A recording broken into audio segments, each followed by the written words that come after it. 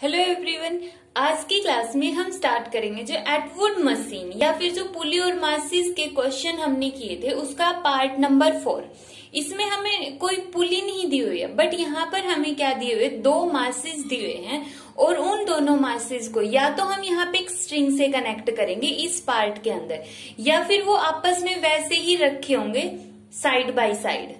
ठीक है, तो यहाँ पर हमने एक स्ट्रिंग के द्वारा M1 और M2 मास को रखा हुआ है और M2 मास को हमने 10 न्यूटन फोर्स से यहाँ से पुल कर रहे हैं।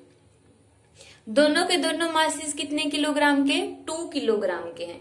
तो यहाँ पे जो ये स्टेटमेंट दी हुई है इसमें इन्होंने क्या बोला हुआ है कि a system consist of 2 blocks as shown in figure, जैसा फिगर में दिखाया है 2 ब्लॉक्स हैं, moves over the horizontal smooth surface, एक हॉरिजेंटल स्मूथ सरफेस के ऊपर रखे हुए। स्मूथ सरफेस का मतलब यहाँ पे कोई फ्रिक्शन नहीं दिया हुआ, इन्होंने फ्रिक्शन की वैल्यू कितनी दी हुई है, 0 दी है। अगर फ्रिक्शन होता तो वो हम नेक्स्ट चैप्टर में पढ़ेंगे, नेक्स्ट चैप्टर की पहले हम थ्योरी पढ़ेंगे और फिर इसके न्यूमेरिकल आएंगे जब यहाँ पर फ्रिक्शन भी इंक्लूड होगा। और when a horizontal force of 10 Newton is applied on it, तो इसमें क्या क्या फाइंड आउट करना, find the tension and acceleration of the system. और एक क्या निकालना है, एक्सेलरेशन, एक्सेलरेशन निकालना है और टेंशन निकालनी है। तो देखो एक्सेलरेशन निकालने के लिए हम पहले भी फॉर्मूला पढ़ चुके हैं। एक्सेलरेशन का फॉर्मूला क्या होगा, acceleration is equal to net pulling force divide by total mass.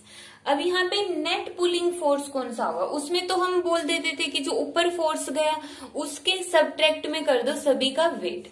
अब यहाँ पर देखो फोर्स राइट साइड में कितना लग रहा है, 10 न्यूटन, तो 10 न्यूटन फोर्स हो गया ये वाला, 10 न्यूटन लिखने की जरूरत नहीं, सिंपल 10 लिखो।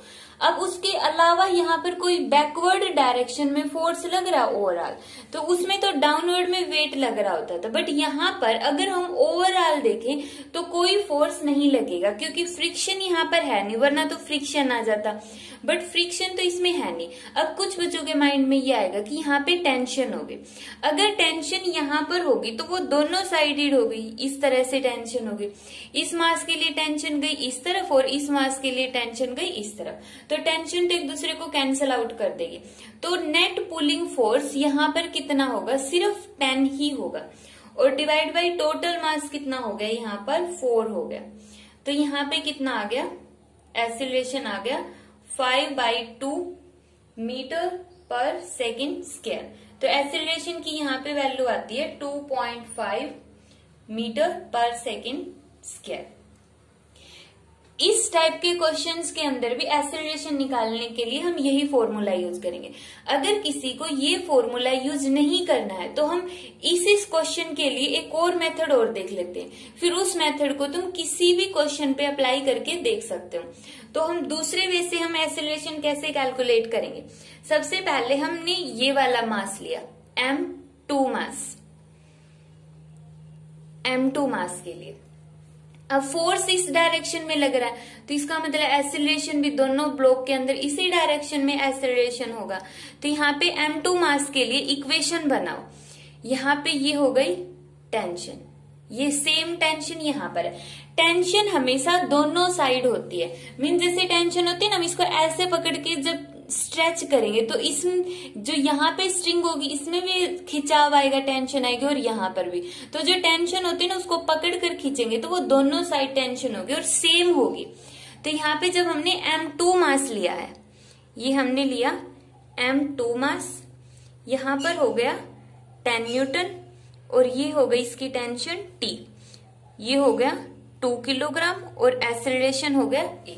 अब देखो इसके लिए इक्वेशन बनाओ, जब हम इसके लिए इक्वेशन बनाएंगे, इस डायरेक्शन में फोर्स लग रहा है 10 न्यूटन, 10, और अपोजिट साइड में t, तो अपोजिट के लिए -t कर दिया। अब बड़ा कौन सा है? 10 है, क्योंकि एसिलेशन इसी तरफ हो रहा है, तो 10 में से t सब्ट्रैक्ट किया, इज इक्वल टू दोनों फोर्स है, तो इस साइड आएगा m2a।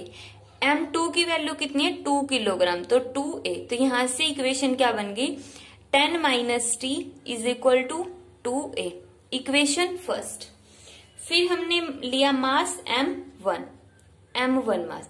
m1 मास पर सिर्फ एक ही फोर्स लग रहा है, वो है टेंशन T, ये वाली टेंशन 2 किलोग्राम की, और इसमें भी एसिलेशन हो रहा है इस तरफ, तो मीन्स ये जो टेंशन है वो किसके इक्वल हो जाएगी? इस 2 किलोग्राम मास में इसने कितना एसिलेशन लगा दिया? A acceleration. तो यहां से T की वैल्यू कितनी आ गई? 2a। इसको हम मानेंगे इक्वेशन 2। अब यहाँ पे कोई और फोर्स नहीं लग रहा, बैकवर्ड डायरेक्शन में फ्रिक्शन लग सकता था, बट यहाँ पर इन्होंने बोला कि फ्रिक्शन को हम नेग्लेक्ट कर रहे हैं, नेग्लिजिबल फ्रिक्शन है, तो यहाँ पर सिर्फ एक ही फोर्स लग रहा है T। अब अगर किसी के माइंड में ये आ रहा हो कि इसका डाउनवर्ड फोर्स वेट लगेगा, कि यहाँ पर जो वेट है वो डाउनवर्ड में है, तो जो ये वेट डाउनवर्ड में लगेगा इसके अपोजिट एक रिएक्शन भी आ जाएगी अपवर्ड डायरेक्शन में, इसलिए वो दोनों एक दूसरे को कैंसल आउट कर देते हैं।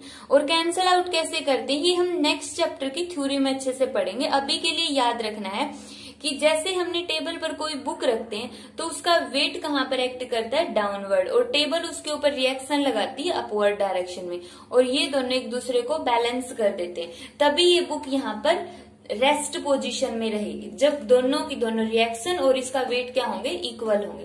तो इसलिए अब यहाँ पर इस मास पर सिर्फ एक ही टेंशन एक्ट कर रही है, वो है T। इस टेंशन की वजह से ही इस मास में एसिलेशन आया, तो T किसके इक्वल हो गया? 2a। अब यहां से हमने इक्वेशन 2 को फर्स्ट इक्वेशन में पुट कर दिया, 10, T की जगह कितना पुट करेंगे? 2a is equal to 2a। यहां से आ गया 10 इज इक्वल टू 4a, तो यहां से a की वैल्यू कितनी आ गई? 10/4 मीन्स 5/2, ये आई थी। जितनी हम यहाँ पर तो हमने सिर्फ 1 सेकंड में निकाल दिया क्वेश्चन की टोटल फोर्स कितना लग रहा है, यहाँ पर सिर्फ 10 न्यूटन फोर्स और मास कितना 4, तो 10/4। और अगर तुम ये वाला मेथड यूज नहीं करके सिंपल सोल्व करते हो तो कर सकते हो, पहले दोनों मासेस के लिए इक्वेशन बनाओ, वहां से एसिलेशन निकाल दिया। अब देखो यहाँ पर एसिलेशन निकल गया, एसिलेशन निकालने के बाद फिर हमें क्या निकालनी पड़ेगी? टेंशन। टेंशन कैलकुलेट करने के लिए हमने सेकंड वाली इक्वेशन ले ली, T is equal to 2a। की वैल्यू कितनी है? 5/2, 2 से 2 कैंसर, T की वैल्यू कितनी आ गई? 5 न्यूटन। तो यहाँ पे टेंशन भी निकल गई और एसिलेशन दोनों निकल गए हैं, ठीक है। तो एसिलेशन निकालने के लिए कोई भी मेथड यूज कर सकते हो, जैसे हम यही वाला मेथड यूज करेंगे आने वाले हर एक क्वेश्चन में। अगर किसी को इस मेथड से करना है तो कर सकता है। उसके बाद टेंशन के लिए कोई भी एक ब्लॉक उठा के उसकी एक इक्वेशन बना लो, उस एक इक्वेशन से ही टेंशन निकल जाएगी। तो इसके हम 2-3 क्वेश्चन और देखेंगे। अभी देखो सेकंड क्वेश्चन में इन्होंने ये 2 मासेस दिए m और 2m। यहाँ पे पुलिंग फोर्स कितना है? F दिया हुआ है, कितनी वैल्यू कुछ नहीं दिया। ये स्ट्रिंग है, इसमें टेंशन कैलकुलेट करनी है। ऑप्शन दिए हुए हैं F/3, F/6, F/2 और D ऑप्शन है 2F। तो हमें टेंशन कैलकुलेट करनी है। अब टेंशन इस स्ट्रिंग के अंदर, इस मास के लिए टेंशन इस तरफ और इस मास के लिए टेंशन होगी इस तरफ, तो टेंशन होगी T। अब यहाँ पर देखो हमने ब्लॉक उठा लिया, ये वाला M ब्लॉक उठा लेते हैं हम, M इसमें सिर्फ एक ही फोर्स लग रहा है T टेंशन। अब टोटल पुलिंग फोर्स इस तरफ है तो एसिलेशन भी होगा इसका, इसी तरफ एसिलेशन होगा, तो एसिलेशन लगा दिया हमने। तो इसके अंदर एक ही फोर्स लग रहा है और उसकी वजह से ही एसिलेशन आ गया। तो T की इक्वेशन क्या आ गई? T is equal to ma। Tension भी क्या होती है? एक टाइप का फोर्स ही होता है, इसलिए हम फोर्स का फॉर्मूला ही यूज करते हैं, मास इनटू एसिलेशन। अब यहाँ पर हमें क्या चाहिए? एसिलेशन चाहिए, तभी तो हम निकाल सकते हैं। अब एसिलेशन कैसे कैलकुलेट करेंगे? एसिलेशन का फॉर्मूला है नेट पुलिंग फोर्स, कितना फोर्स है? F divide by total mass, कितना है total mass? 2m + m 3m। तो यहां से ये निकल गई एसिलेशन की वैल्यू। एसिलेशन की वैल्यू को इस इक्वेशन में पुट करो, m F divide by 3m, m से m कैंसिल, टेंशन की वैल्यू कितनी आ गई, F/3। तो यहाँ पे ये आ गया आंसर F/3। तो इस तरह से हम सेकंड क्वेश्चन को सॉल्व करेंगे। नेक्स्ट क्वेश्चन में 3 मासेस दिए है, M1, M2 और M3। M1 की वैल्यू है 10 किलोग्राम, M2 है 6 किलोग्राम और M3 है 4 किलोग्राम। यहाँ पे स्ट्रिंग लगे, जैसे ये टेंशन होगी T1। अब टेंशन इसमें भी दोनों साइड होगी, बट यहाँ पे हमने एक ही तरफ दिखा दिया। इसमें इस स्ट्रिंग में टेंशन होगी T2 और यहाँ पर जो नेट पुलिंग फोर्स है वो टेंशन के थ्रू ही रिप्रेजेंट कर दिया इन्होंने, कितना, T3 कितना है 40 न्यूटन। तो इसमें कैलकुलेट करनी है हमें T2 टेंशन। अब ये T2 टेंशन कैलकुलेट करनी है तो सबसे पहले तो हमें इसमें एक्सेलरेशन पता होना चाहिए। जब भी हमें टेंशन कैलकुलेट करनी हो उससे पहले हमें एक्सेलरेशन निकालना होता है। एक्सेलरेशन का formula net pulling force, net force इसमें कितना लग रहा है 40। अब इसमें डाउनवर्ड में इसमें बैकवर्ड साइड में कोई फोर्स नहीं लग रहा है, इसलिए हम कुछ भी सब्ट्रैक्ट नहीं करेंगे, सिंपल लिखेंगे 40 डिवाइड बाई टोटल मास कितना हो गया 6 + 4 10 और 10 20। तो एक्सेलरेशन आ गया 2 मीटर पर सेकेंड स्क्वायर। तो ये आ गया इसमें एक्सेलरेशन की डायरेक्शन होगी जिस तरफ इसका पुलिंग फोर्स है। अब हमें T2 की वैल्यू कैलकुलेट करनी है। T2 की वैल्यू हम अगर सेकंड ब्लॉक लेंगे, देखो फिर तो इसमें क्या आ जाएगा, साथ में T1 आ जाएगा। फिर पहले हमें T1 को सोल्व करना पड़ेगा, इसलिए सबसे पहले हम क्या निकाल लेंगे, यहाँ पे M3 के साथ निकाल लेंगे, M3 ब्लॉक के साथ। M3 ब्लॉक की एक टेंशन हो गई इस तरफ 40 न्यूटन की और एक टेंशन इसमें एक्ट कर रही है बैकवर्ड। इसमें देखो हमने एक ही डायरेक्शन दिखाई है, एक्चुअल में यहाँ पे दोनों डायरेक्शन होती है। तो T2 एक्सीलरेशन हो गया इस तरफ। तो इक्वेशन बनाओ, बड़ी कौन सी होगी T3, क्योंकि T3 की डायरेक्शन में एक्सीलरेशन है। कितनी बड़ी होगी, सब्ट्रैक्ट कर देंगे T2 और क्या आएगा M3 एक्सीलरेशन A। T3 की वैल्यू है 40, T2 हमें कैलकुलेट करना है। M3 की वैल्यू कितनी आ जाएगी 4 और एक्सीलरेशन कितना निकाला हमने 2। तो 40 - 8 = T2। तो यहां से कितना आ गया 32 न्यूटन। तो टेंशन की वैल्यू कितनी आ गई 32 न्यूटन आ गई। देखो एक तो इसका ये वाला मेथड है, सिंपल, बहुत ही इजी सा है, समझ में आ गया होगा। इक्वेशन बनाओ और सोल्व कर दो। बट जैसे हमने एक्सीलरेशन कैलकुलेट किया था उसी तरह हम टेंशन भी कैलकुलेट कर सकते हैं शॉर्टकट से। ये इसका शॉर्टकट है जो अभी बता रही हूँ। जैसे हमने एक्सीलरेशन का शॉर्टकट किया ना, उसी तरह हम टेंशन का और शॉर्टकट देख लेते हैं। जब भी टेंशन निकालने, तो ये देखो टेंशन T2 ये वाली निकालनी है हमने, T2 टेंशन। तो इस T2 टेंशन से अपोजिट साइड में देखो टोटल मास कितना है M1 और M2। तो यहाँ पे T2 किसके इक्वल होगा M1 + M2 और फोर्स का फॉर्मूला क्या होता है मास इंटू एक्सीलरेशन। टेंशन भी क्या होती है फोर्स ही होती है, तो मल्टीप्लाई में आ जाएगा एक्सीलरेशन। यहाँ पर भी देखो सेम आएगा, M1 की वैल्यू 10 और M2 की वैल्यू 6 और मल्टीप्लाई बाई 2 कितना आ गया 32 न्यूटन। तो ये शॉर्टकट है, या तो इक्वेशन बना के सोल्व कर लो या फिर टेंशन T2 को डायरेक्ट निकाल दो कि T2 यहाँ पर है, नेट फोर्स इस डायरेक्शन में लग रहा है। तो इससे पीछे देखो T2 यहाँ पर है, T2 से बैकवर्ड साइड में टोटल मास कितना है, क्योंकि जो ये स्ट्रिंग होगी ना, इस स्ट्रिंग को जैसे हम खींचेंगे तो ये दोनों मासेस को खींच रही है ना, दोनों मासेस इसके साथ अटैच्ड है। जैसे जैसे हम इस स्ट्रिंग को पकड़कर खींचेंगे ये दोनों मासेस इसके साथ साथ मूव करेंगे। तो इसका मतलब इस स्ट्रिंग मीन्स जो ये वाली टेंशन है T2 वो दोनों मासेस को मूव करवा रही है, इसलिए हमने यहाँ पे M1 + M2 लिया है। इसी तरह अगर हमें T1 निकालना होता तो T1 का शॉर्टकट क्या आ जाता T1 क्या है, T1 तो सिर्फ एक ही मास को लेकर जा रहे, वो कौन सा है M1, तो इसकी क्या आ जाएगी M1A। और अगर मान लेते यहाँ पर हमें T3 निकालना होता, T3 का शॉर्टकट क्या आता, अगर मान लो वैल्यू नहीं दी होती तो T3 ये वाली स्ट्रिंग है, इससे पीछे कितने मासेस हैं 3 है, तो यहाँ पे क्या आ जाता है M1 + M2 प्लस m3 और मल्टीप्लाई बाय एक्सेलरेशन। ये शॉर्टकट है, जैसे हमने एक्सेलरेशन का शॉर्टकट लिया था, अब हमने टेंशन का भी शॉर्टकट देख लिया कि डायरेक्ट मासेस का सम करो और मल्टीप्लाई बाय एक्सेलरेशन। अब हम इसका एक और न्यूमेरिकल देखते हैं, शॉर्टकट के साथ ही देखेंगे और साथ में ये वाला मेथड भी करेंगे। नेक्स्ट क्वेश्चन है, 4 मासेस दिए, अब की बारी में से किसी की वैल्यू नहीं दी हुई है और टोटल पुलिंग फोर्स है F, 3 स्ट्रिंग है बीच में, इसमें टेंशन मान लिया T3 है, ये दोनों तरफ होगी, टेंशन T2 ये भी दोनों तरफ होगी और T1 टेंशन है, ठीक है, ये भी दोनों तरफ होगी।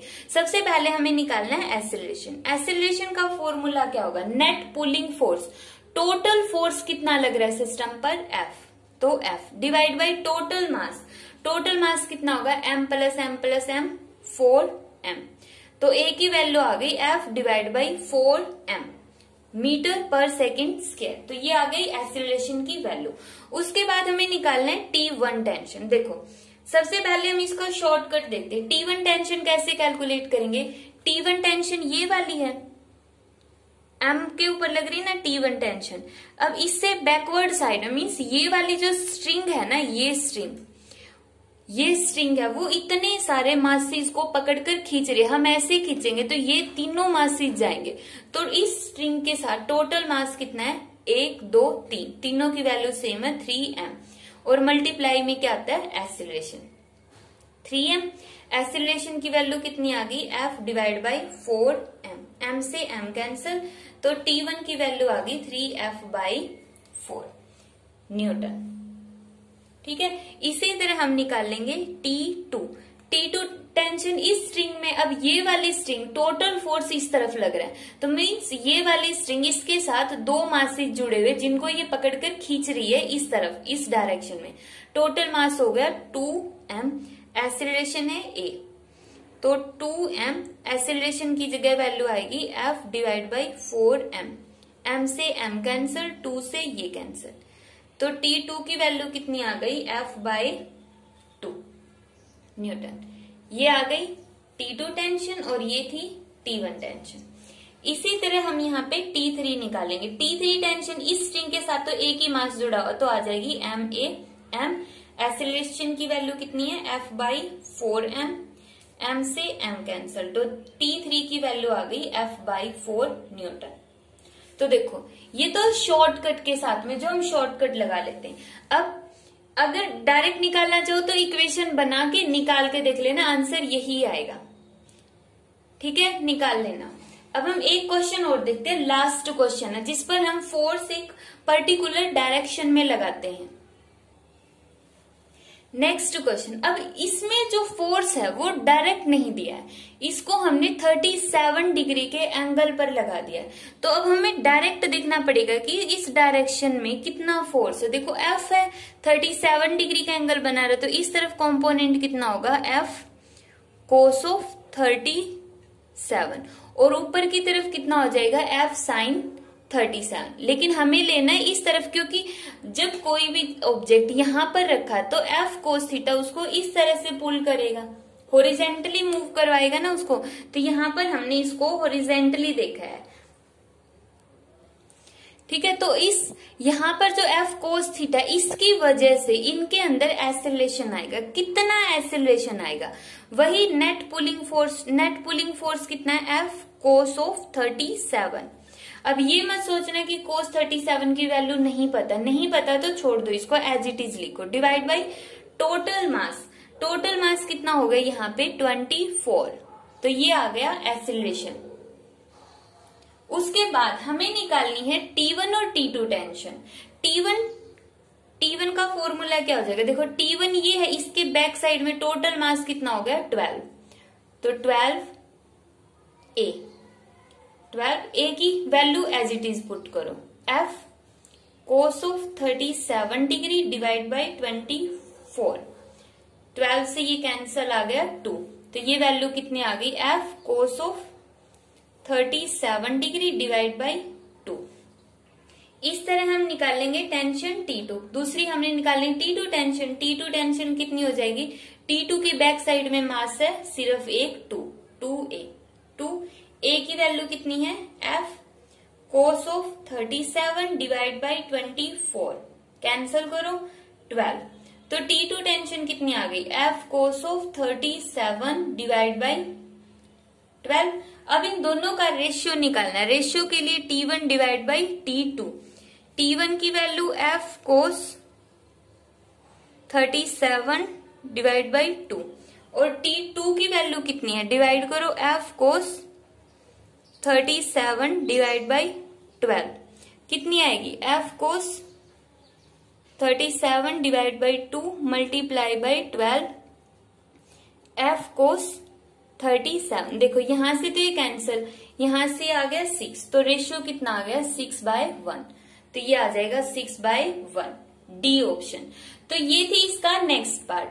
अब नेक्स्ट लेक्चर में हमें सिर्फ इसका एक पार्ट और रहता है और वो ये वाला पार्ट होगा जब टेबल पर रखा हुआ एक मास और यहाँ पे पुली रखी और उसके नीचे हम कोई भी वेट को सस्पेंड करते हैं, तो ये इसका लास्ट पार्ट होगा। उसके बाद हम स्टार्ट करेंगे नेक्स्ट चैप्टर फ्रिक्शन।